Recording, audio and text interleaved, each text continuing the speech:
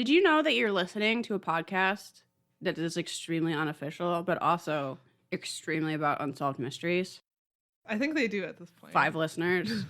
Perhaps 6 listeners. We may have 6 listeners I think now. we have 6.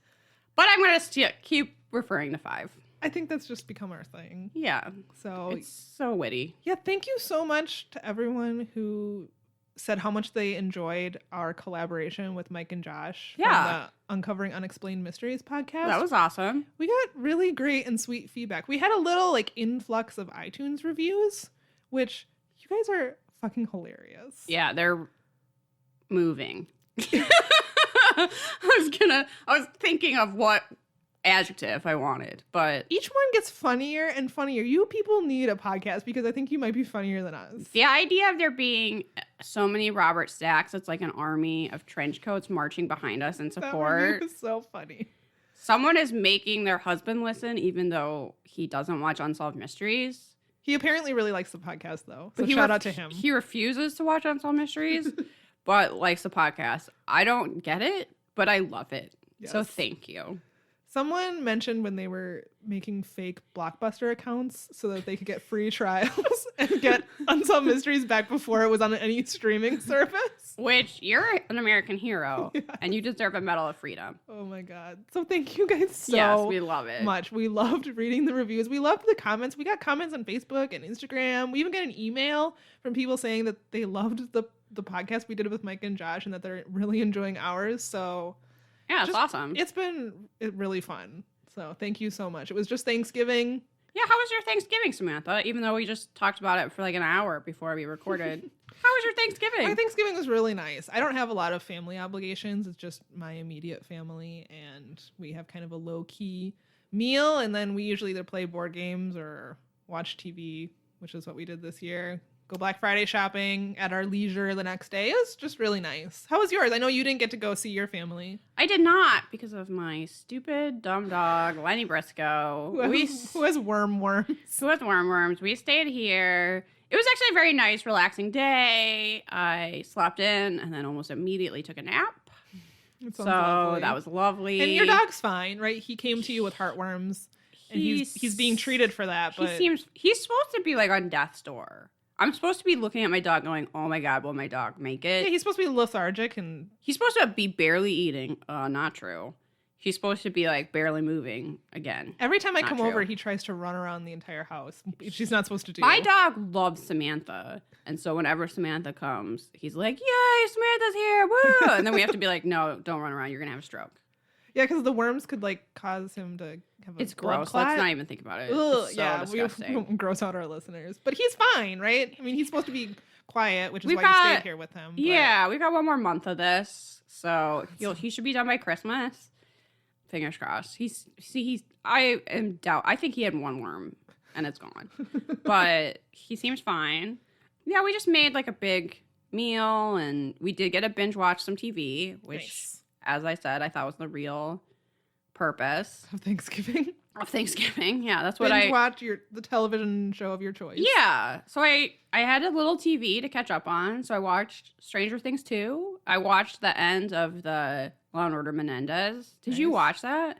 No, I'm kind of Menendez brothered out. Like there was the series on last year. Was it A&E that did I don't know. I didn't watch a that. 2-part series? It may not have even been 2-part. There was another documentary on them, and then I think some podcasts did stories about them at the Sure. same time. And I don't know. Those guys gross me out. So I wasn't really, although I've heard really good things about the Law and Order. That's interesting. Series. Yeah. So I didn't really like the cop half. Okay. I found it kind of boring and just like, yeah, okay, they found this evidence, whatever. Like, I don't know. It just wasn't very gripping, and I almost didn't stick with it. Okay. But it's a miniseries. But the second half, the courtroom half, where Edie Falco is their lawyer, is fucking awesome because she just does an amazing job. But it made me like much more interested in the case than I.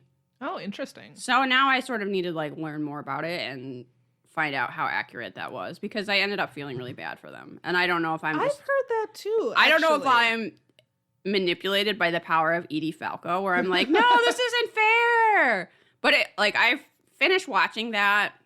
I think I had 2 episodes I hadn't watched, like late on Thanksgiving, and I was like, what? Why did I do that? Like, now I'm just depressed. You're not the only person who's told me that after watching that series, they felt more sympathy towards the brothers than they originally had. So, and I have zero sympathy for them, so maybe I should watch it and see if my mind has changed. I have no idea how accurate it is. It's a case that I'm like vaguely familiar with. I remember people talking about it at the time. It's not something I've ever been very interested in or looked into. Oh, okay. So, I don't know. But there is a part, okay, spoiler for everyone. Skip ahead right now if you haven't watched ahead. it and intend to. Well, no, it's not, because this is a true case. I think a lot of people know how it goes. Yeah, so they go to jail, right? Yeah. For life. That's the end. Yes. But there's a part, so Edie Falco's like, I'm so sorry, like, we're going to appeal, blah, blah, blah. And they're both just like, you know, it's okay. Being in prison is better than living with our dad. Oh, that's really sad. And I was like, oh, is that true? Is that really what happened? true? Is that something that they said? That's heartbreaking. Yeah. And there's another part where a different lawyer is like, well, if they do end up on death row, which, spoiler, they didn't. If they do end up on death row, they won't be alone. Every man on death row was abused by his father. Oh, that's really awful. So you can just think about the cycle of abuse and how that perpetuates crime. Yeah. And hopefully, as child abuse becomes something taken more seriously, that maybe that'll have an impact on crime overall. We'll have less violent crime if there's less child abuse. Interesting. I'm going to have to check out this series, I think. Yeah, it's slow going at first, and I was kind of like, why am I even watching this? Am I just watching this to hear the dun-dun noise? Yes, I am. Just so I can hear that lawn order noise. It's my text tone, so yeah, I can just listen to my text tone over and over again while you're in the room, so I can hear it. But yeah, but Edie Falco is so good that it's worth it. So I don't know if that's like really a recommendation, but that's what I've been watching and been bummed out about. Yeah, do you have any other updates? I have nothing. Oh, I do. I have an update that I've kept forgetting to mention. So a friend of mine and friend of the pod, I suppose, listener Angela, is a forensic anthropologist. Whoa, how do we get her on the show? I know. She has so many great stories and is totally someone I just forced to be my friend because she's cool. Also, side note, if you ever meet a forensic anthropologist and they tell you that that's their job, don't go, oh, like bones, which is what I did. And probably everyone. Because they hate that. Yeah. Because that show is terrible. And no one wants to be associated with bones. And also, yeah, they probably hear that 5 times every single day. So she was like, oh, yeah, I'm a forensic anthropologist. And I was like bones? Don't do that. She has had all sorts of cool jobs. While I knew her, she was working for the El Paso coroner's office. Whoa. And then also for a while she was working as an archaeologist in the desert, like during the span of time that I knew her. And then she went on to like work at a cake bakery or something. Oh, okay. And also for the Austin forensics team or something. It's only like the coolest things that you've ever heard of. That's so awesome. Anyway, the point is that she let us know, per a previous episode of ours, that a human skull can fit in a coffee can. That was like our first episode, I think. Wow. There is a case about a couple getting lost in the Grand Canyon. Yes. And later a skeleton was found. In the photographer's boat. The guy that last saw them alive. I can't remember anyone's names. I don't remember his name either, but a skeleton was found in his shed, and the skull was in a coffee can. And I said, can a human skull fit in a coffee can? Or one of us said it, and turns out it can? It turns out it can, she said. Can she just fact check us? Yeah. Can she be our fact checker? That's probably a full-time job. Well. And we can't pay her. But. Okay. Damn, that's true. But yes, Angela, I hope you're listening. And I hope you send in I know you have some crazy cool stories. And we would love to hear all of them. All of them. She once was in some sort of ghost hunting club. Oh my God. She's the coolest person ever. That's amazing. Yeah. Angela, girl, come on the show. Please. Yes. Please. So I think that's my only update. All right. Human skulls can fit in coffee cans. That was an important note that we all needed to know. I'm sorry we didn't tell you this before your Thanksgiving dinner, so you can't tell your family at the table. Oh. Just save that one for Christmas dinner. Yeah. When maybe at Christmas you'll go around and you'll all say what you're thankful for, and you'll say, even though you should have done that on Thanksgiving. And you'll say, I'm thankful for perhaps it's you for teaching me important life lessons. My brother once said that he was thankful for silverware. Was it because he was looking at silverware right at that second he was asked that question? Probably. The thing about going around the Thanksgiving table and saying what you're thankful for is you're put on the spot. Even though you know what's going to happen because it happens every year, you can never think of anything off the top of your head. I mean, so then you're looking around and you're like, I'm thankful for Scooby the cat. And you're like, that's your aunt's cat. Why are you thankful for that? I mean, you have to say, it's just like, tell your family you're thankful for them, right? Yeah. Because what is there? Yeah, I mean, I guess you could be like, I'm thankful that we have a home. I'm thankful. But really, you have to be like, I'm thankful for my family and that you made this great dinner. Yeah, that's what you're supposed to say, I suppose. Not silverware. Listen, we're not going to judge what your brother is thankful for. He tried to defend it, and he almost did an okay job. Should we talk about episode 12? Yeah, we got a couple lost loves in this one. If you're following along on Amazon, which maybe you don't even watch Unsolved Mysteries, maybe you hate Unsolved Mysteries, yet you love this podcast, we love you, so that's fine. But if you were following along with Amazon, we would be on episode 12 right now. Season 1, episode 12, the first mystery, if you want to call it that, is a lost love. I kind of love this story. Actually, I was just going to say that. My first note is that this is my favorite Unsolved Mysteries story. And if we were hand-picking these and kind of, cherry-picking the ones we did, I would say we should save this one for Christmas because, one, it's about Christmas, and two, it's just so fucking heartwarming. It kind of makes me, the whole time I'm watching it, my eyes are, like, about to water. Yeah, I've watched this one at least 3 times. It makes my heart grow and each a couple time, sizes like the Grinch. Yes. Each time I watch this segment, I tear up and I get a little choked up because it's so sweet. I mean, I kind of hate Christmas and I hate Unsolved Mysteries stories about the war, yet I like this story. That's how good it is. You guys have to watch Okay, this so one. listen. I believe it was in the Magic Rock segment that, and Liz's theory is that they just wanted a feel-good story. This one also might be made up. No, this isn't made up. I refuse to believe that this one is made up. They do show up people at the end. So. But this is proof that there are some mysteries that are also feel-good stories. They're rare, but I wrote down, is this propaganda from the army? No! Get your conspiracy theories out of here. I love this one. Okay, go ahead. I'm sorry. Okay, so Karl Dentai of Budapest, Hungary, was a Nazi death camp survivor in the last days of World War II. In May 1945, Karl, his wife Teresa, and their daughter Brigitta were among a large group of refugees who fled from their homes in Budapest. Each day they were within close proximity of the Red Army. After their perilous journey, the Dentais and some other refugees ended up in Austria in a town occupied by Americans. As winter came, the Dentais were forced to live in a boxcar. There was like a bunch of refugees that were living in sort of a makeshift camp, and it was just like strings of boxcars that they turned into basically little shelters. Yeah, if the reenactment is correct, this is a full train just sitting on a track for some reason. Not going anywhere. Well, I mean, they were occupied, so I think so the train wasn't going to move. Yeah. So then people moved into the boxcars and sort of made makeshift homes. They had according to the reenactment, like a stove, but basically nothing else. It's just It did look like a little makeshift home. They had kind of boxes for furniture. The inventors of the tiny house movement? Maybe. HTTP, give them some credit. Baby. They had a tiny house. Oh Is a tiny house just another word for trailer? Yup. Don't get me started on tiny houses. A few days before Christmas, an American soldier named Philip came to visit the Dentais. He had previously met Brigitta at her American-run school. He asked her parents if he could take her to a Christmas party for the children, and they eagerly accepted. I'm going to say right off the bat that when you first see this, you're like, hold on a second. Yeah, because we're suspicious people. Creepy. It seems on the face of it like he's going to kidnap this girl and run away with her.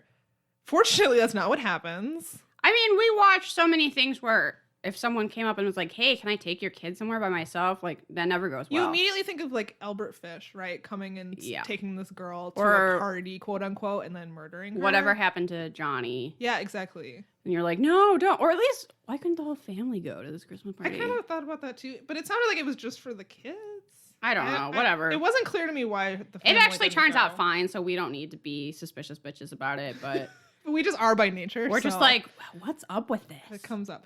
Carl was able to find some material that Teresa made up into a party dress for Brigida, which the reenactment of this is so adorable. That was really quite a dress. If that was I don't know anything if that's actually what it looked like. if that was anything I was like, that was made out of scraps. No, this came from Nordstrom's, right? For the Yeah. actual reenactment. She was wearing like a little It had white... like layers. It had, you know, She also the had skirt was like full and had like different tiers. and a white like faux fur little jacket. Yeah. It was quite the getup. Maybe they skinned an albino squirrel to make that. Who knows? It would have been several albino squirrels. You're right.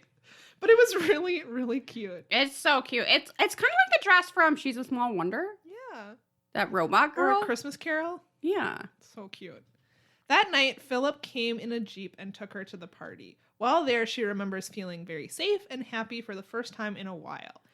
It was just so sweet because they interview the family, and Brigida says that she felt like Prince Charming was coming to take her to a ball, and she remembers the glittering lights and the Christmas tree and all the other kids. Clearly the highlight of her life. Yeah. Like, no exaggeration. This is the first good thing that had ever really happened. Like, other than her family, like, taking care of her, right? This is like the first event where something like positive actually happened, opposed to living in a boxcar. Her father, her mother had died by the time Unsolved Mysteries recorded this, but her father's interviewed and he tears up and he says that his family never complained, even though they were living in unfortunate circumstances, and that every Christmas up until this point had been sad because they were living in a war zone. They were fleeing for their lives. They didn't have any money. Food. Yeah, let alone money to have Christmas gifts and kick back and celebrate. So they really thought it was a miracle that Philip came and gave her this experience. And not only that, but after the party, Philip brought back presents for the parents and for Brigida and wine for them to share. And they didn't speak the same language, so they had some barriers, but they still had like a little Christmas celebration. It clearly meant so much to them. Just from the interviews with the dad. It meant the world to them. Yeah. And you could tell, like, he was talking about Philip, like, this guy was a part of our family. Like, he would have done anything for him, right? Yeah, he said that, and we'll get to it, but Philip had to eventually leave because he was sent somewhere else by the military. And then Carl said it felt like a member of our family had been taken from us. It was really sad. But after the Christmas party, Philip continued to come to the refugee camp and bring candy for the kids and food for the families. Unfortunately, like I mentioned, one day he showed up and told the Dentais that he was being transferred to France. Before leaving them, he gave them a photograph of himself and his address. However, they later emigrated to the United States and unfortunately lost his address and all of their other belongings in the move. Which is awful. Yes, it was very They sad. already had nothing. And then the, like, few meager possessions they had got lost in their immigration process. And for years, Carl placed advertisements in newspapers to try and find Philip, but they were all unsuccessful. Sadly, like I said, Teresa passed away, but Carl and Brigida were still looking for Philip, and that's why they contacted Unsolved Mysteries. All they were able to tell... Sweet. So they had one photograph of him, and military people looked at it and said from the picture, all they could tell was that he was a private, and they knew he was from Maine? I was going to say Maryland, but Maine.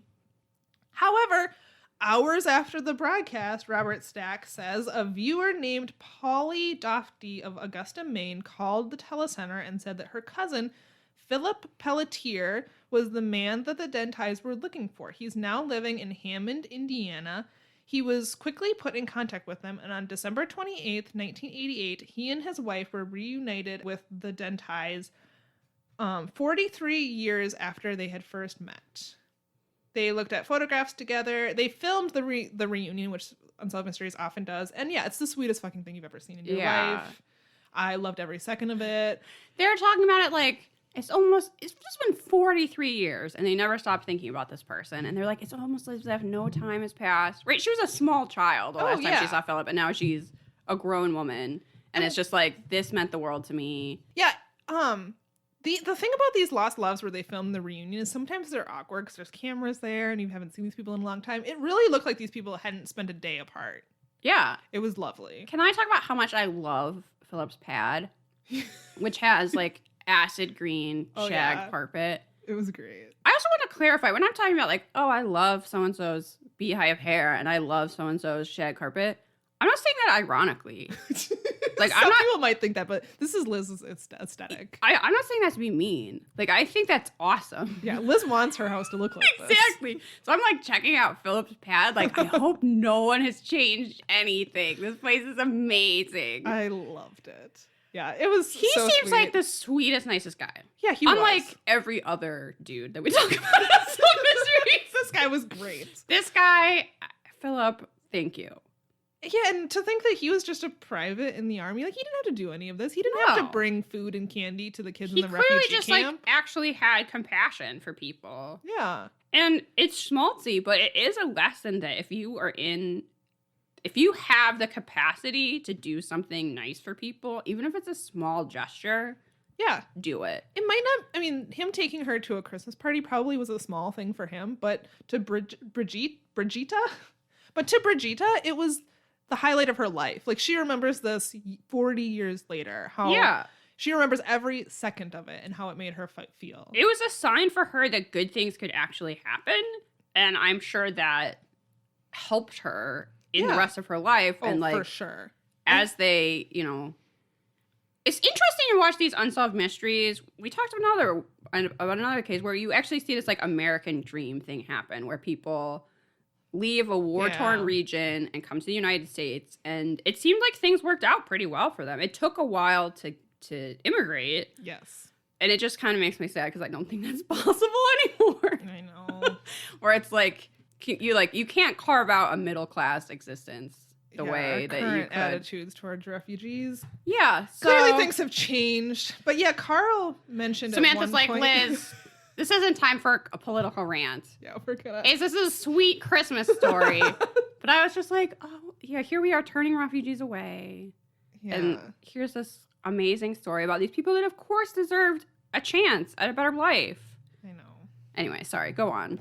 I was just going to say that Carl's mustache is really great. Oh, yeah, it sure is. It's not. Is he our most valuable mustache? He's not my pick for MVM. I have someone else. But he does have a great mustache. There weren't a lot in this episode. He was actually my pick, but I'm curious about yours because I also feel like I didn't really think about it, to be honest. Well, it's someone in one of your mysteries, so we'll get to it shortly. I don't have anything else to say about this except that I really recommend people watch it because it's so sweet. This is definitely something you should probably watch with like your mom. Oh yeah, moms would love this. And then like, I don't know, hold hands and cry a little or something. You know what? Sometimes you're just like in a mood where you need a good cry. This will give it to you. Yeah, for sure. Yeah. So, Lost Loves. Oh, this is the sweetest Lost Loves. Typically, I'm not a huge fan of Lost Loves, but I love this one. And this one's not a lost love. Sure. The Unsolved Mysteries wiki calls it a lost friend, which I think is cute. Love my lost friend! I know. Aww. But anyway, do you want to talk about your case? Samantha's like, move on. Quit making schmaltzy noises. Yes, I do. My case is a missing persons case. It is a much more traditional Unsolved Mysteries case. We're going back to June 8th, 1988. Yes. This is the case of Matthew Chase, and a sad one. Not in the way the last one was sad, where it was like heartwarming and it felt like a hug and you were drinking hot cocoa by a fire. Yeah. This goes in a different direction. This is just brutal and terrible. So, I just want to point out, before we really get started on this, that Matthew Chase was from Medford, Oregon. I wrote that down too. Look at Medford, Oregon. What is on my notes? I mean, this doesn't take place in Medford, Oregon, but that was the hometown of the people involved, and I just thought that was a crazy coincidence. Does everyone from Medford, Oregon have some kind of crazy story like this? I guess. I'm starting to think that they do. Anyway, so this is the story of Matthew Chase. He was 22 years old. He lived with two roommates who were siblings. His very fashionable roommate, Teresa. I wrote that down too. She's chic as hell. Oh my god, I want her outfit. Okay, not in like and her haircut and her makeup. Everything is perfect. She looks like a model. Yes. But in a like not annoying way, if that makes sense. She looks like genuinely fashionable and amazing. Yeah. She looks great in every shot. She's unlike most people on Unsolved Mysteries. I'm so sorry. Where you go like, oh, this is like actual normal people you would just see around town that aren't usually on television. Yes. You see Teresa and then you're like, Who is this woman from France that's like of the world? She really is. So Matt lived with 2 siblings. They were his roommates, Teresa, who we talked about, and also a guy named Steve. They had been friends since childhood. The 3 of them had moved from Medford to LA. It was late at night, around 11:45 on the night of June 8th, when they got back from dinner, and Matt realized he had forgot to deposit his paycheck, which he meant to do while they were out. So Teresa, because it was late, Teresa lent Matt her car and said, hey, can you like pick up some cat food on the way home? He should have been gone a few minutes. Yeah. It wasn't far. He usually walked to the ATM. He only drove because it was so late. He never comes back. In the morning, when he still hasn't come back, his roommates call the police. Then Steve... They become super sleuths? Yeah, Steve calls the bank and pretends to be Matt and knows his social security number, which... In the reenactment, they had his social security card. Like, maybe they rifled through his stuff. Oh, okay. So that's a good point it. I should have mentioned. So he goes to deposit his paycheck with literally just his paycheck and his bank card. He leaves his wallet behind. So they probably had his social security card in his wallet. Mm-hmm. They call the bank, and Steve pretends to be Matt on the phone so he can get his last bank transactions. So he gets all the times and places. These guys are awesome. Yeah, so that they can give that information to the police and that the police don't have to go through the process of getting a warrant or however that would work. I'm not even sure. To get that information from the bank. It's like, no, here it is right away. Like, please go find Matt. We love him. So Matt went to the bank. He had deposited his paycheck and tried to receive cash back, but he tried to withdraw $280, which was more than his daily limit. The authorities theorized Matt was trying to signal for help. I've seen them say that on Unsolved Mysteries before. I don't know if that's true or what. And then he tries a couple more times to withdraw $200, and that's denied due to insufficient funds because his paycheck hadn't cleared yet. And then he tries to withdraw $100, and that doesn't work. And then 11 minutes later, the card is used in a different branch in a different neighborhood, and the withdrawal is still unsuccessful. At that point, a hidden camera in the ATM. I mean, I think they're acting like, oh, you didn't know that ATMs have these cameras. Of course, we all know that now, I guess. Today we do. I don't know. Maybe that wasn't that common. Maybe that wasn't at the time. So they take a photograph. There is a photograph of Matt standing at the ATM, and someone is standing very close to him. It's really creepy. Much closer than you would allow a stranger to stand next to you at an ATM. Right. Like right over his shoulder. So you see the silhouette of a face. Mm-hmm. Up in profile over one of his shoulders, clearly forcing him to take out money and standing over him. You know, unfortunately, Matt didn't really have any money to take. Yeah. So this seems to be a mugging gone wrong. But anyway, over the next day and a half, there were 5 more withdrawal attempts. Yeah. By the time Matt's paycheck cleared, they got $400 out, and then the ATM confiscates the card because...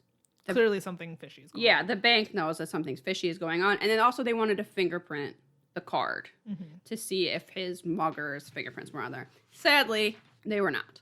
Matt's parents come from Oregon to look for their son, and they're also looking for the car, for Teresa's car, which didn't show up. They didn't find that for a little while. There's a scene where they reenact Teresa going to a homeless shelter, and she has Matt's... They have flyers, but also she has Matt's driver's license. Yeah. And from the driver's license photo, the people at the shelter were like, oh, yeah, like, we've seen him. He's come in a few times. I think that's a mistake. It doesn't make any sense. The investigators told them that they thought maybe he had been injured in the mugging and was walking the streets with amnesia. So that's why they went to the homeless shelters. Of course once again, they're hoping that he's basically fine. He's alive.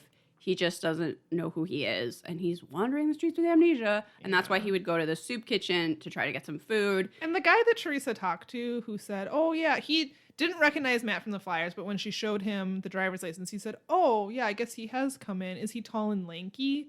And that gave her a lot of hope. I think it was misguided hope because... I mean, of course you would want to think... Like, yeah, she thought then, like, oh, we're close to finding him. We'll just, how wait. Could he tell that he was tall and lanky from one little driver's license photo? But it was just it ended up being a dead end anyway. They're thinking of someone else, I think. And also, I'm looking at there's a photo they show on Unsolved Mysteries of Matt with some friends that I'm looking at right now. That photo doesn't look a ton like his driver's license photo. I think most people feel like their driver's license photo is not very good. He looks much more gaunt in his driver's license photo. Like, it makes him look very skinny. And you could safely assume from that maybe he's lanky.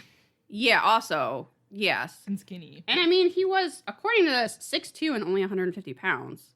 So he probably... Oh, what? Yeah. So he really was gaunt. He really was gaunt. Oh, my God. But also, maybe people going to a soup kitchen are kind of gaunt. I know. Right? Yeah. I don't know. So I think that was just a dead end. I think that person was just mistaken and they were thinking of someone else. Yeah. Sadly. So Teresa kind of gets her hopes up.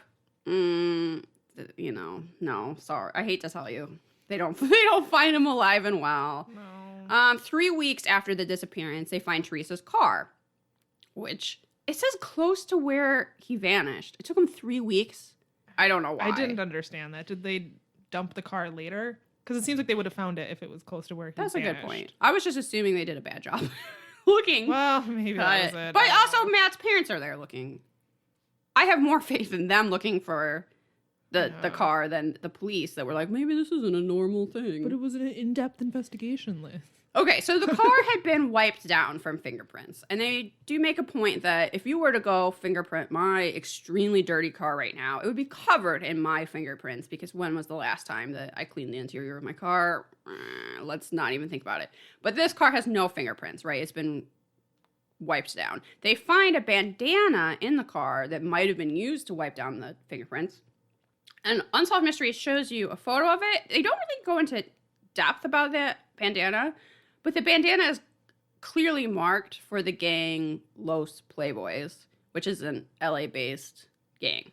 Oh, they never mentioned that in the segment. Maybe Right. that wasn't family friendly enough.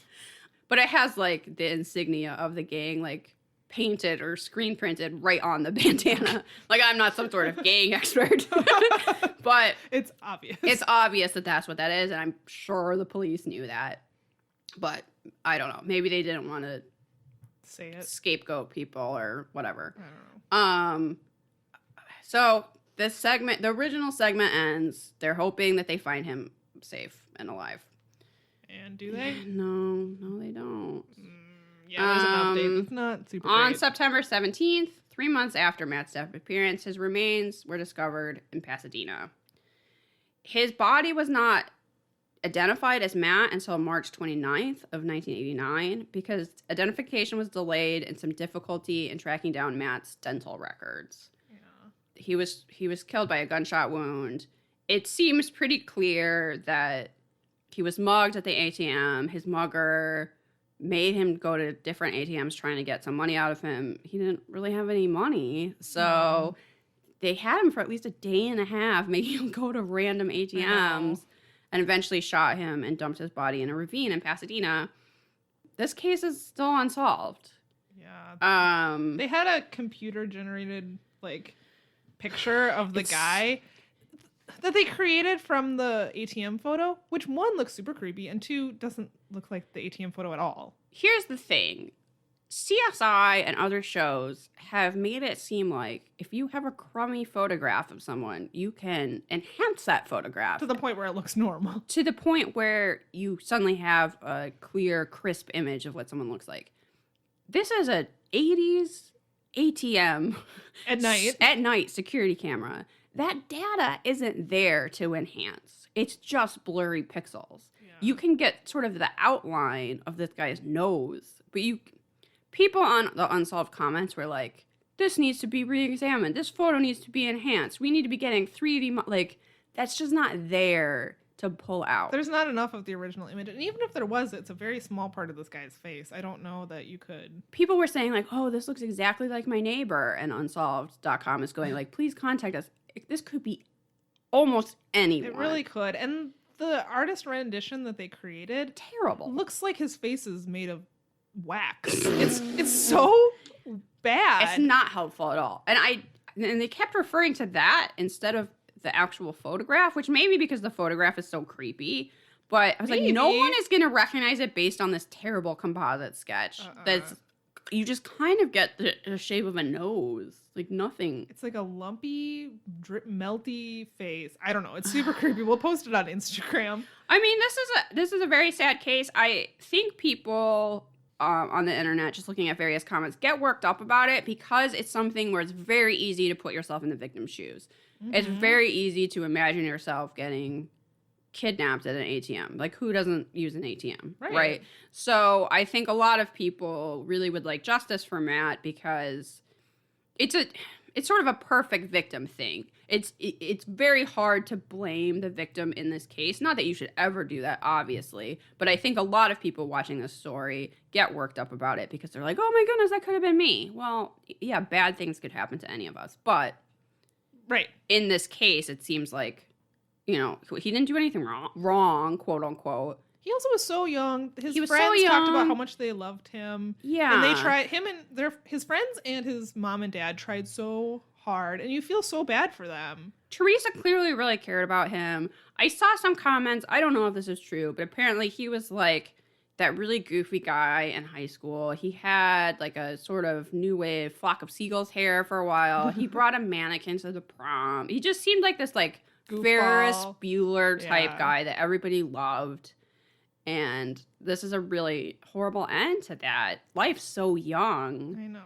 There is. And for what? For $400. Like, at some point, muggers out there, if you're listening, if you can't get money out of the ATM, just call it a day. That didn't work out. Yeah. Please don't kidnap people and then shoot them for nothing. I know.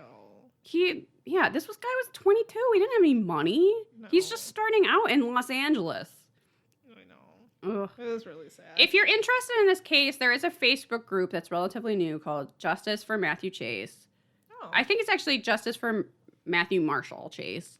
And they are trying to get the LAPD and the Pasadena Police Department to look into this cold case, assuming that they still have the bandana. Maybe they could get some DNA from that. Oh, sure. They're trying to restart some interest. So if this is a case that's interesting to you, you could join that group and maybe pool some resources to kind of...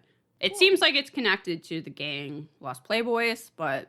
Beyond that... It's like, I mean, there's just not that much information. There's a huge gang, so that's sort of helpful, but not particularly helpful. And also, so much time has passed that... I know. I'm sorry, Matthew. I will say that the person I think should win MVM is in this one. Woohoo! And it's in the updates. It's Detective Lionel Salgado. Okay. Who has... His mustache is just thin in a way that's very strange. Like a John Waters mustache? I don't remember it. It's like his mustache is thinning, but he doesn't want to give it up.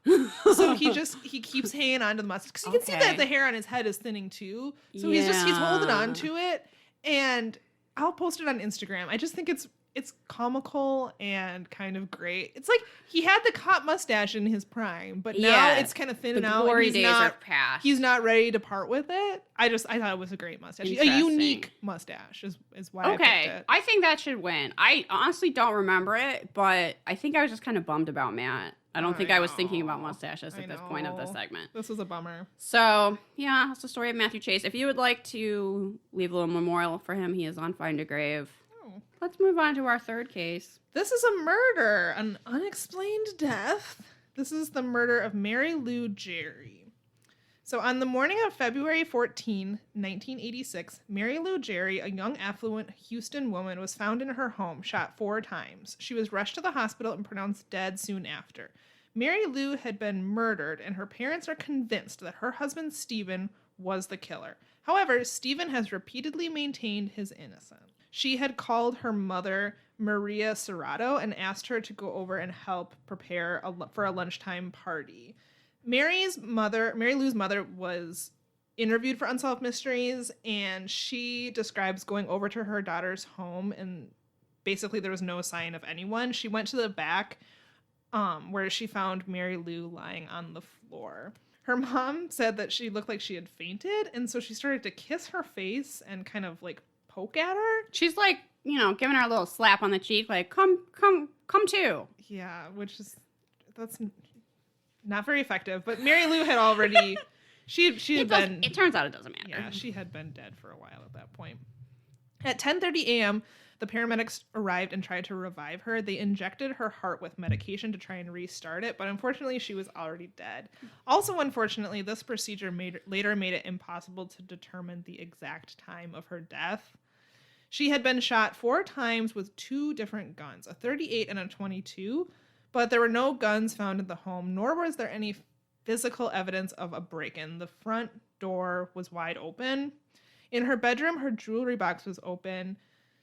They think that maybe robbery was a motive, but... There was debate about this. Yeah, so Mary Lou's mother said that there was jewelry lying out as if she had maybe been selecting jewelry to wear for this party, but there was nothing else gone in the house. However, her husband, Stephen, who was also interviewed for the show, says, well, there were many things taken. The gross value was about $25 to $30, maybe $40,000 worth of jewelry and fur coats. I wrote, quote unquote, the gross value. What a douche. I hate this guy. The way this guy talks, we might as well just get to this because this is...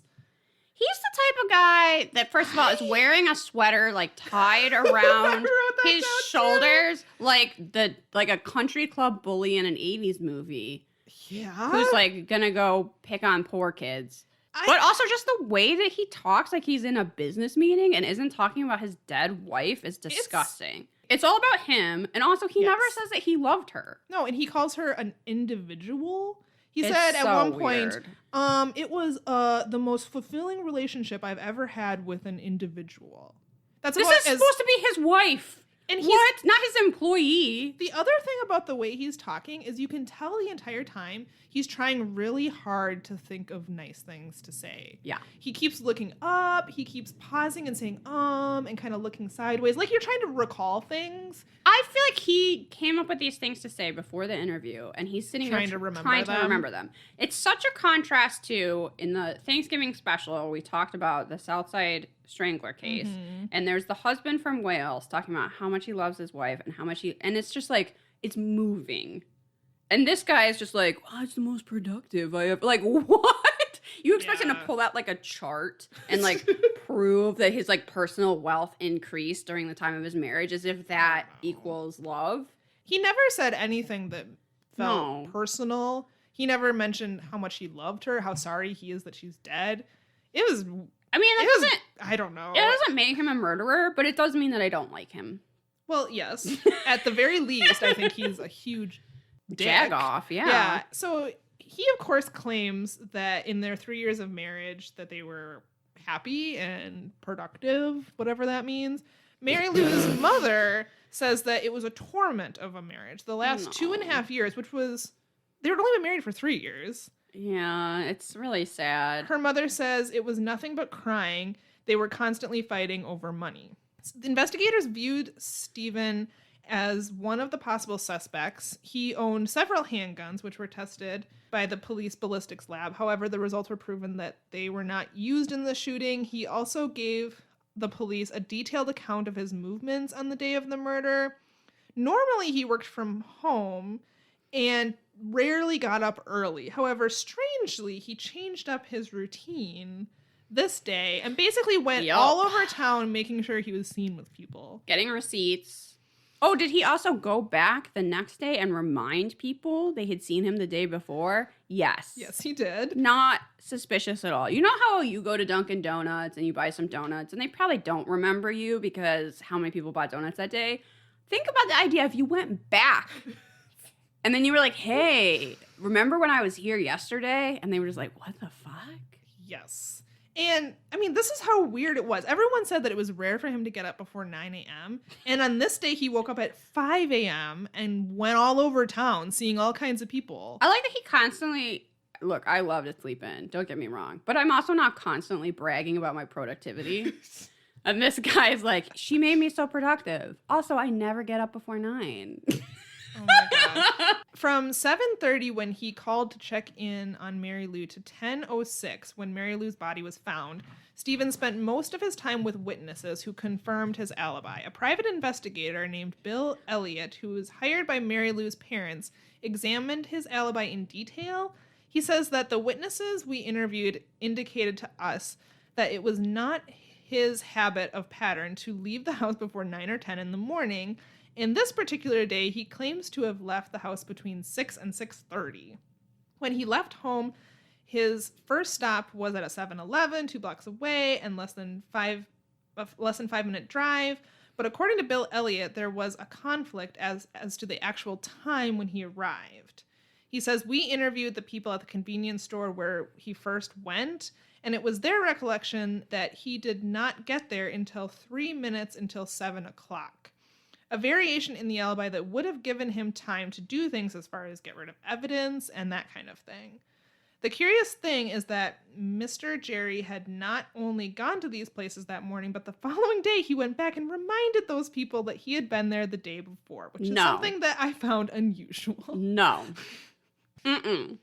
Yes. Bill Elliott also discovered that 2 years before Mary Lou's death, Stephen had purchased insurance policies on both their lives. According to Bill, each policy had a total value of more than $400,000. 10 months after the murder, he tried to collect on his wife's insurance policy, and Mary Lou's parents went to court to try and prevent him. They claimed that he had been the cause of Mary Lou's death and would attempt to prove it in court. However, Stephen Jerry believed there was another reason that the Serratos filed the lawsuit. And this is word for word. This is the so quote. Gross. Well, there are two things that make the world go round, and that's sex and money. And it definitely wasn't sex, was it?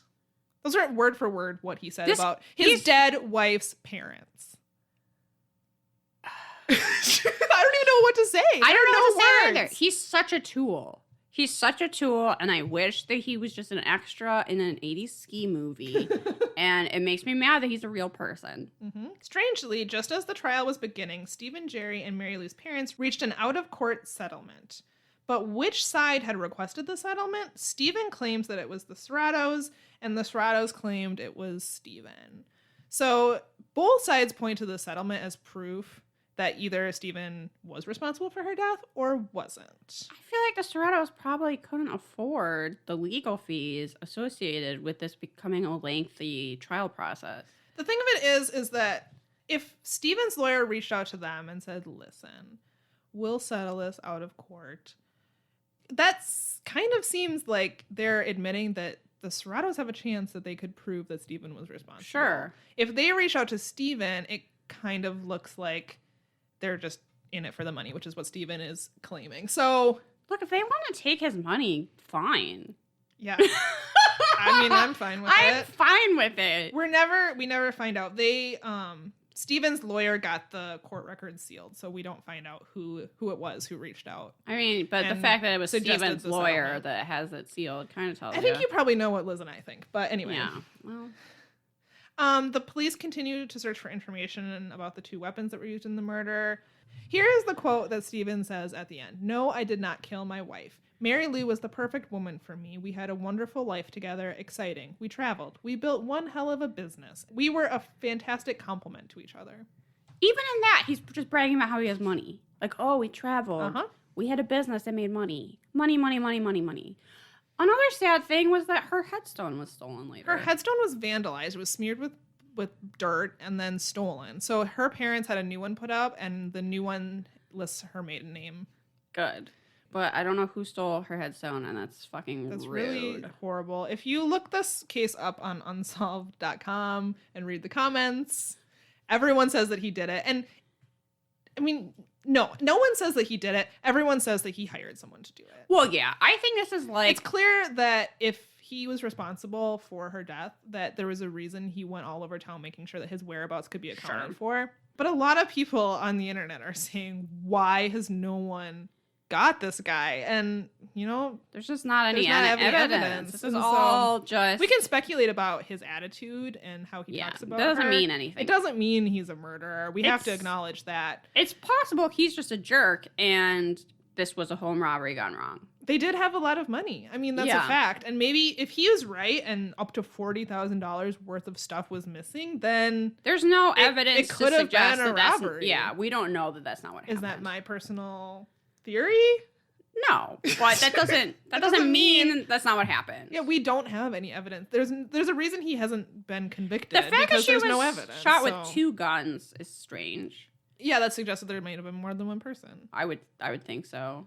there doesn't seem to have been like a lot of damage to the house, but also maybe The door was just unlocked. I mean, yeah, people don't always lock their house when they're home. right. So that Maybe doesn't mean it. That doesn't mean that They thought she wouldn't be home. They were breaking in to steal a gross value of $40,000 in jewels and furs because this guy is, flashing money all over town. right. And maybe they thought that she was not home and they broke in and she surprised them. Where's her cat Snowball? Where was Snowball at this time? That's what I want to folks? know. No, go. Oh, that's another update that we should have brought up was that case. There was another. Samantha sent me another case where cat hair was used to solve the crime. I posted it on Facebook. I can't remember the woman's name, but she sent a couple explosive devices. One to Barack Obama. Yeah. And one to a senator who doesn't have as high of security as Obama because he actually opened it. Fortunately, it didn't go off, but if it had, it could have killed him. Yeah, making bombs is hard. I don't know that people seem to realize that. Making bombs is hard. There's the title of this bombs episode. is hard. Because there's definitely a few forensic files about people who've tried to send bomb packages and then people open them and they just don't go off because making bombs is hard. But cat hair is what got her convicted because turns out if you send a bomb to a former president, people look into that shit. That's really, really serious.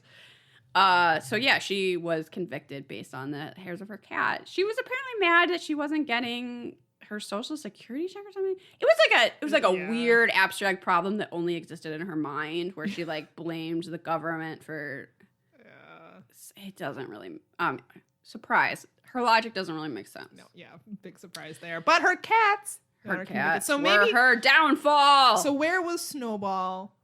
Mm-hmm. You know who's bad at making bombs? Snowball. I bet he makes a terrible bomb. It could have been him. Well, he doesn't have thumbs, so it's hard. Why do you think he sucks at it? Why do you think he's so bad at making bombs? This has gone off the rails. Oh my god. Snowball. This case, though, you guys, I highly recommend this episode. There's a little bit of everything, and you just have to watch the interview with this guy. It's really creepy. I don't even think our descriptions do it justice. No.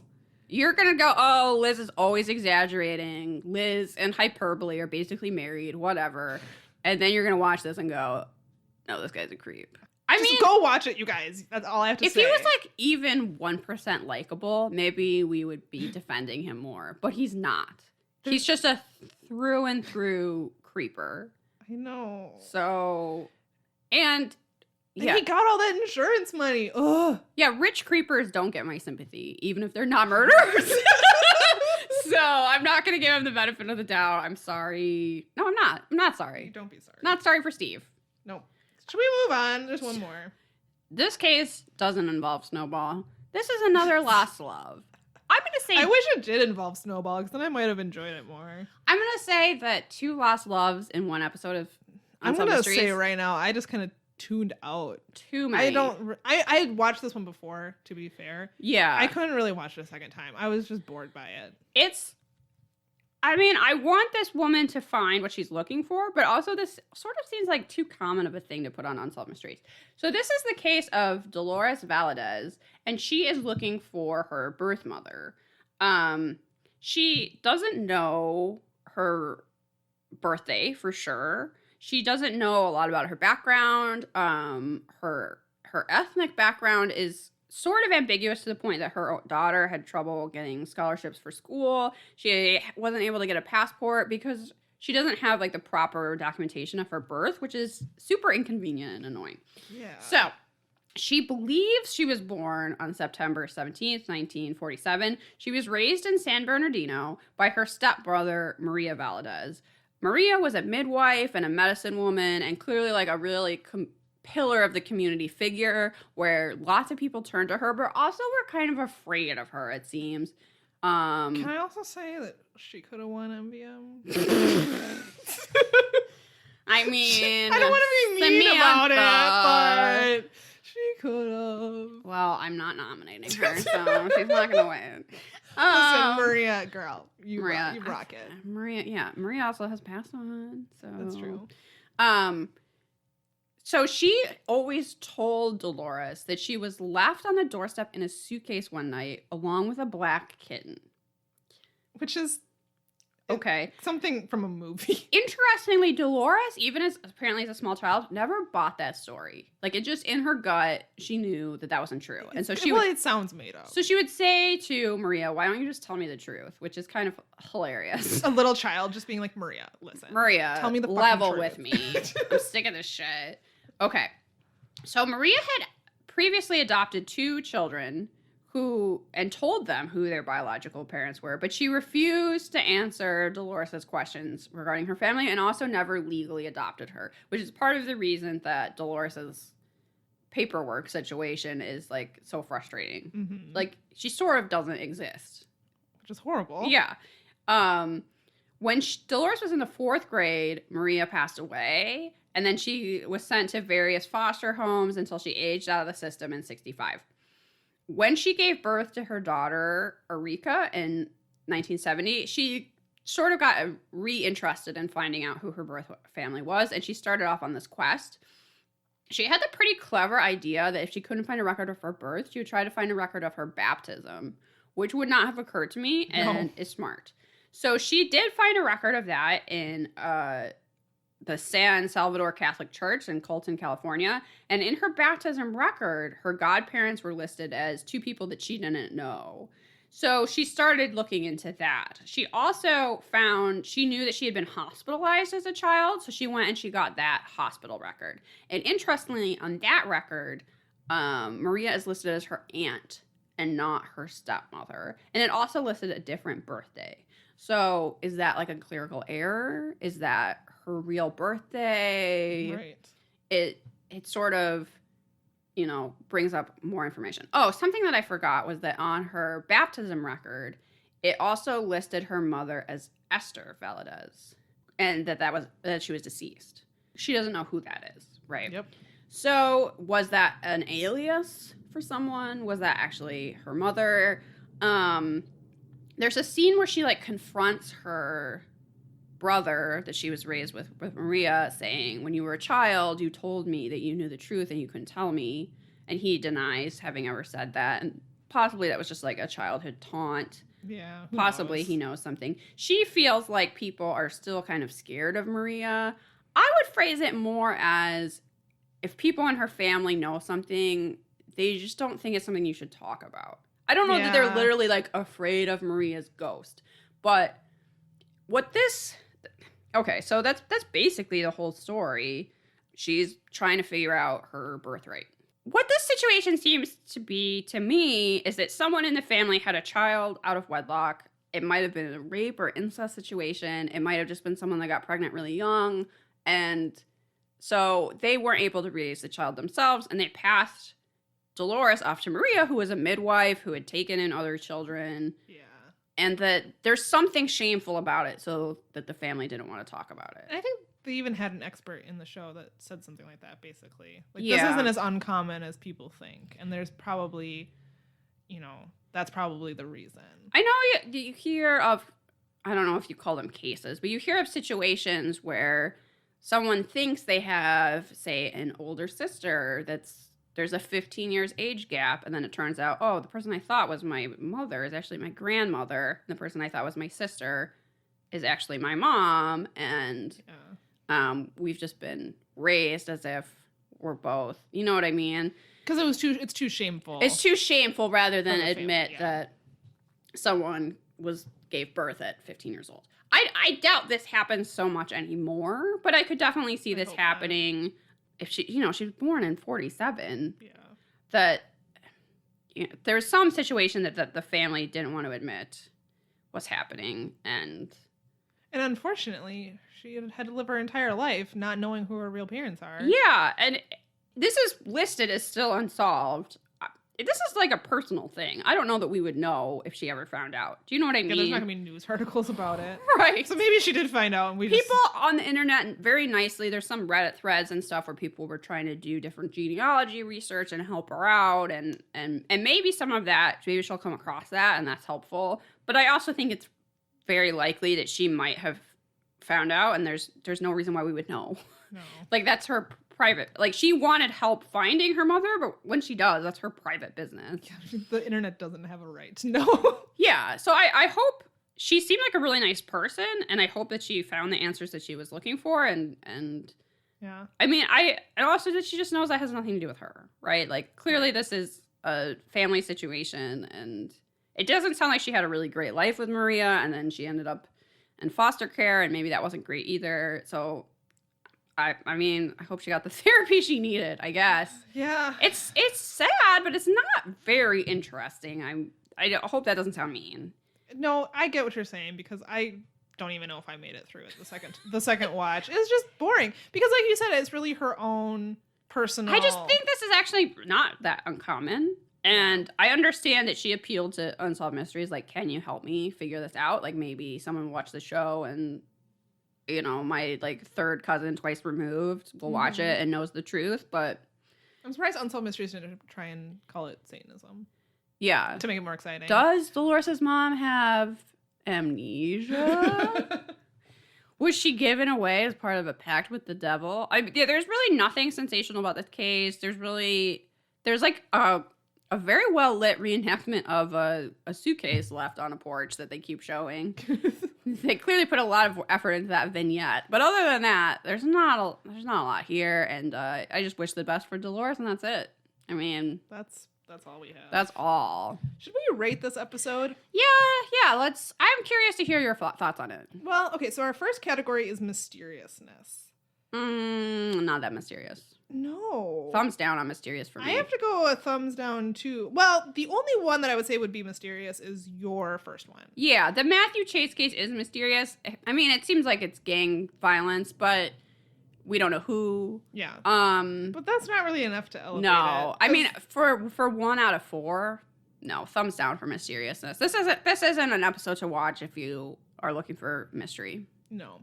Our second category is reenactments, which I have to say, there's just not a lot of sideways. There's not a lot of action in these, right? So there's not a lot of opportunities. There's no fumbles. There's no Son of Sam firing on a vehicle. There's just not a lot of opportunity. I mean, maybe it's even a thumbs down. There's just not a lot there. I will give it a thumb sideways for one moment it was the Matthew Chase case. Yeah. There was a moment where they jumped cut between Teresa talking and a scene where this 80s synth music plays and a old police car rises over the hill. Yes. It was perfect. I could have used so much more of that. But it was just a moment. It was when they were finding the vehicle, and all of a sudden this music's playing, and these police officers jump out. I don't know that we've talked enough on this show about how, well, first of all, I just love synth music, and I just love 80s music. So, but the music on the show is so good. It is good, and I don't often pay as close enough attention. This one just stood out to me because it was like an 80s movie playing out for a moment on Unsolved Mysteries. And maybe you can tell by the fact I'm praising someone's acid green shag park carpet. I just like retro stuff, and I'm just an insanely nostalgic person. So I really like seeing those like super square police cars and cabs and stuff. There's just something that kind of warms my heart about it. It was really good. And yeah, do you get that with some synth music? This is why other shows sort of in the same genre, like say a Snapped, don't have quite the same appeal to me. Because they could really use, well, there's a lot of things Snapped could do to improve, but I wish I had some synth music. I know. Anyway, let's move on. Yeah, that was thumb sideways. Fashion was extremely good. Yeah, really good. There were so many perms. Mary Lou's mom has the biggest perm, and I love it. Yes. Shoulder pads, just great. I mean, I think Brigida had some... And again, I'm not making fun of her. Her colorful 80s sweater was so good. Her 80s sweaters are so stylish right now. Yeah. Like, they've totally come back. She's been vindicated, and she looks great, and she's rocking them. Oh, yeah. Teresa from the Matthew Chase. I mean, her look is timeless. Totally timeless, like, French New Wave kind of look with she's, like, rocking a pixie like no one else could. So good. I want that haircut. Her lipstick is on point. I want that haircut, but I know that I can't pull it off because I'm not Teresa. And I'm not chic enough. No, she's amazing. Be my friend, Teresa. Please. Her puffy sleeved black turtleneck that she tucked into her white pants. So good. I mean, I love everything only about Teresa it. could do it. Only she can pull it off. So yeah, thumbs up for fashion. What about Robert Stack's outfits? I at one point wrote down that he was wearing a particularly bad tie. It was like a muted floral paisley. Oh, I missed that one. It was when he's wearing a suit, I just kind of look past it. I mean, I guess he's kind of always wearing a suit, and I'm starting to wonder why we even judge his outfits. No. In the later episodes, he gets a gets little more fashion. stylish. He wears a lot more turtlenecks, a lot more high-waisted khaki pants. I mean, every once in a while he sports down. He did wear a nice parka jacket at one point, but it was with like the worst 80s, like supposedly tasteful tie, and I just hated it. Yeah, not great. Thumbs down. So I thought the MVM should go to Detective Lionel. I'm just gonna take your word for it because I'll trust post it on Instagram. Mm-hmm. And overall, what do you give this out of Robert Stack's? Despite loving the Christmas segment, I know, that's why I'm torn. And despite being sad for Matthew, I think I'm gonna give it a 3. I was thinking 3.5. Yeah, that's probably fair. I mean, you don't have to give it what I give it. We can disagree. Wait, what? 1 out of 5, Robert Stack. No, I'm at 3.5. Just because it's fine, but 2 lost loves is one too many. That's true. I like having some variety in my Unsolved Mysteries. Don't get me wrong, but 2 lost loves, spread those out, right? Yeah. I don't need 2 people that are searching for someone. I'm not saying don't watch this episode, but it's certainly not my favorite, and I think I am going to give it a 3 for having 2 lost loves. Cool. So that takes us to our final segment, which is recommendations. Do you have one? So I thought that I didn't have a recommendation. Oh, yeah, you have something to show me.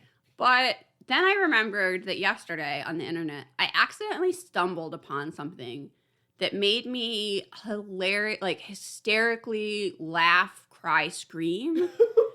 Oh. Because it was so funny that Mac came upstairs and was like, what the hell is going on? Because I was shrieking. So there was an amazing Twitter thread and the only reason that I'm on Twitter is because of Perhaps It's You. So I guess thank all of you, because otherwise I never would have seen this. There was an amazing Twitter thread that was like, while people were home for the holidays, show me the weird stuff from your parents' house. And you gotta see, it's amazing. And if you could, I don't know if there's a hashtag for it or what, but if you can find that somehow, look it up. Because yes, people have weird stuff in their houses. And not just me, who's kind of intentionally has weird stuff in my house. There are so many, first of all, so many seashells, which was an 80s bathroom cliche that lives on. Oh, yeah, it does. Where she was immediately like, I want to see some seashells. And then people were like, here's a giant glass bowl of seashells. So many people had a giant, but then just dolls that clearly look haunted, right? Of course. Weird things their parents have cut out of magazines and hung up on the wall for this dog was hung up near a poorly cut dog out of a magazine. Someone had just tacked to the bathroom wall by the toilet. Why? No one knows. Why no one knows? This is a mystery that has not been solved. There is so much. I can't even think of it all. It's just weird, bizarre stuff that people's parents have accumulated over the years. And then they're like, Mom, why do you have this? And it seemed in every instance, it was I just think it's cute. And it's but it's terrifying. One of those things was a cassette called Jazz Loon.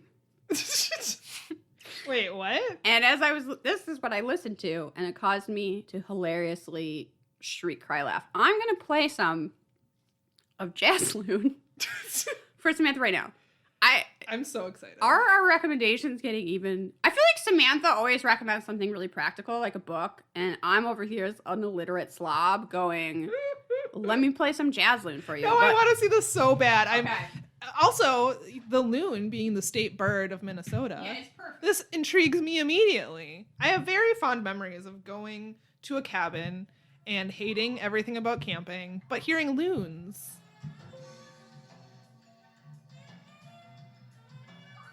Turn it up. We gotta. That's as up as it goes. It's as high as it goes.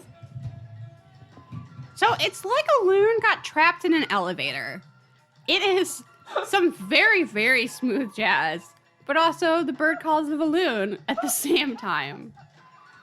If you... Why would anyone want this? I don't know. There's also one called Jazz Wolf.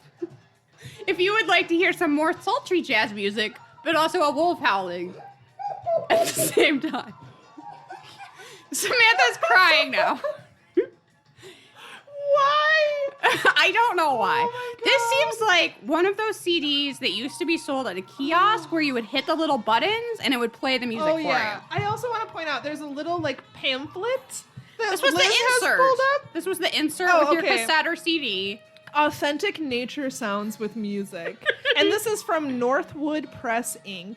And their P.O. box is listed as being in Minocqua, Wisconsin. So I have looked this up. If you would like to buy a copy of the Jazz Loon CD, you can currently get it on eBay for $5, including shipping. Oh, you guys. So it's the perfect holiday present. This description says, in a sense, the juxtaposition of loons and contemporary jazz that you'll hear on Jazz Loon is not an unnatural one. You might think of this as an interspecies trading of licks, or regard it... No, I would not think that. I would never think that. Or regard it as a collection of riffs offered by one uncommonly expressive species to another. Yes. The message underlying these sax solos, loon yodels, loon yodels. Mm-hmm. and flugelhorn interludes. Yeah, sure. Who doesn't like a good flugelhorn interlude? It's one of unity. We are, loon and human alike, put here to express ourselves and to jointly arrive at a hitherto undreamed of harmonies. Oh my god, you guys. Oh. This is we're playing this off YouTube right now. Yeah, you can go find it. Look up Jazz Loon on YouTube and you'll find it. Do you want to hear some Jazz Wolf? Yes. Oh my god, there's nothing I've ever wanted more. They probably can't even understand us. This is playing in the background. You guys have to look this up. I literally have tears streaming down my face from crying, laughing. This is more like sexy time music a little bit. Where's the wolf? Where's the wolf? Oh, there it is. Oh my god.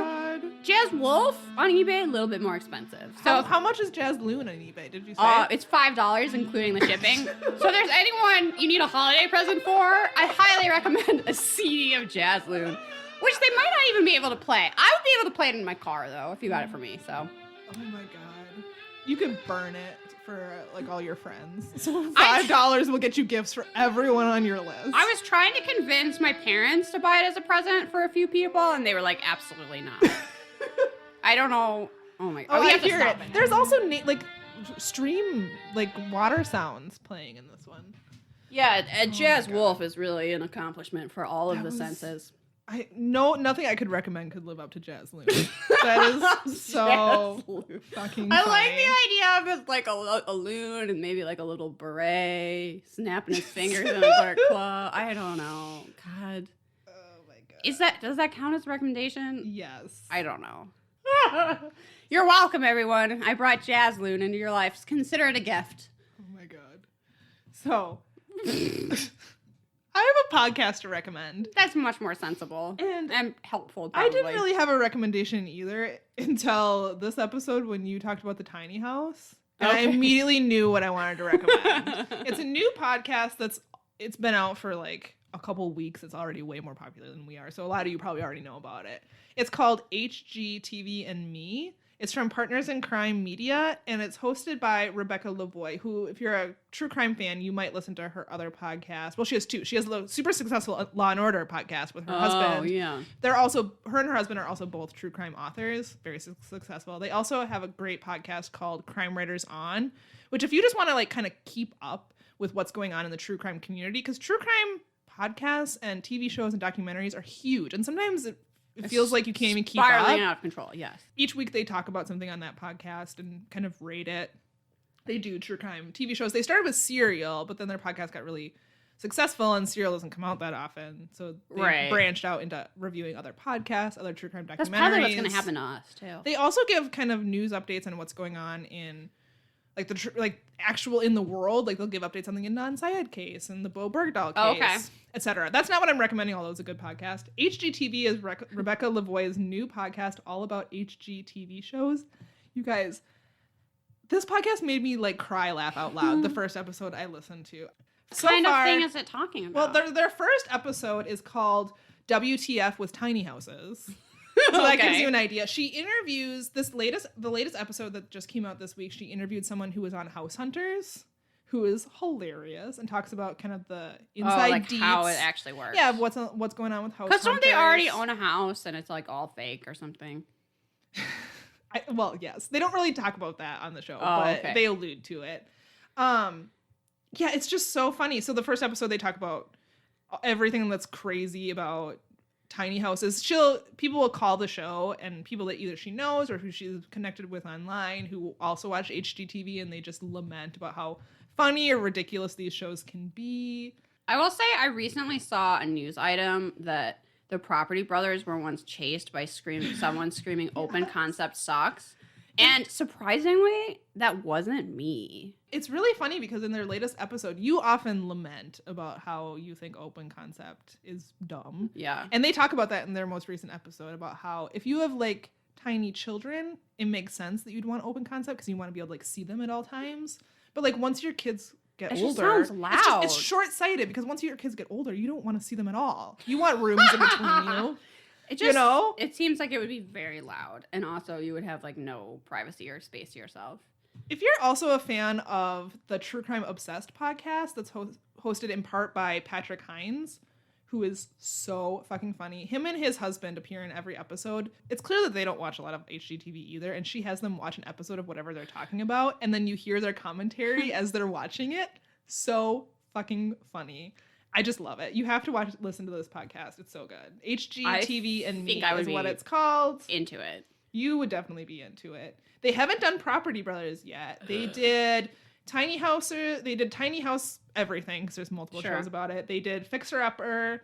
They did Love It or List It. And then they did House Hunters. I think they're going to do one just about House Hunters International too, which that one's going to be crazy. Because that show is bananas. Drives me to murderous anger faster than House Hunters International. I've only watched it a couple times because I can't control myself. When someone is like looking for their third home in some beautiful exotic place and they're like, but the wallpaper is outdated. But it only has one stove. I really need 2 stoves to entertain. And it's like, you do not cook for yourself. And how much entertaining do these people do? In every episode of every show on HGTV, people are like, I really need room for entertaining. Oh, we could really entertain in here. I realize not everyone is a shut-in like me, but how much entertaining are these people doing? Anyway, the idea that people are buying their, like, you know, beautiful villas in Thailand, it just makes me want to kill the rich. It makes me a little crazy. But I also feel like I get that feeling every time I watch a show on HGTV. I can't wait for them to do Property Brothers because that show makes me nuts. The last episode of Property Brothers I watched, they literally took a piece of a tree and, like, lacquered it and put 4 legs on it and said that it was a $6,000 savings because it's now their dining room table. First of all, who pays $6,000 for a table? That's insane. That's nuts. Yeah, and that doesn't even include the chairs. Like, second of all, it's just a piece of a tree in your living room. Like, it doesn't even look good. I don't know. That show makes me crazy. That saves $6,000, Samantha. Oh, yeah, you know, as someone who likes an acid green carpet. You can tell that Property Brothers is not my favorite. Not Liz's aesthetic. I personally, I think nothing is tackier than a house that is just like different shades of off-white. That has like no personality. Yeah. Like, I hate it. I hate it. It looks like something out of a magazine. I hate if you have something that has like cool old stuff that you're just like ripping that out and throwing it away. No. I know. Property Brothers, I'm going to punch you both in the face. And possibly run down the street screaming open concept sucks, which I think if you ever see them, please yell at them. I want everyone to be yelling at them. They're just open concept sucks. Everywhere they go. Open concept sucks. I mean, what those houses, people act like it's very timeless. It's going to look as dated as anything else. Just give it time. You're going to walk in, you're going to be like, really? Granite? Stainless steel? No thanks. Like, those trends come and go. So get stuff that you actually like, not just because it's trendy. Yeah, because it's gonna look as ridiculous as the Brady Bunch kitchen eventually. Yep. And I wish my kitchen looked like the Brady Bunch kitchen. Well, the story. So that's all we have for you today. Yeah, go rock out to Jazz Loon. Do it and tell us about it. Yes. That's so and funny. if you solve any mysteries, we want to know. If you have any spooky stories, we want to know. Yeah, send us an email. We're pretty close to having enough stories to do a bonus episode, so we're probably going to do that soon. Your celebrity crush is Robert Stack, and that changed your life in some way. Tell us about that. Angela, we want to hear your forensic anthropology stories. Yes. I know you have lots of weird stories about bones and transporting pig carcasses around cabs in London so you could do testing and stuff like that. Email us at perhapsitsyouPodcast@gmail.com. Go like us on Facebook. Yeah, follow us on Instagram and Twitter. We're at Perhaps It's You.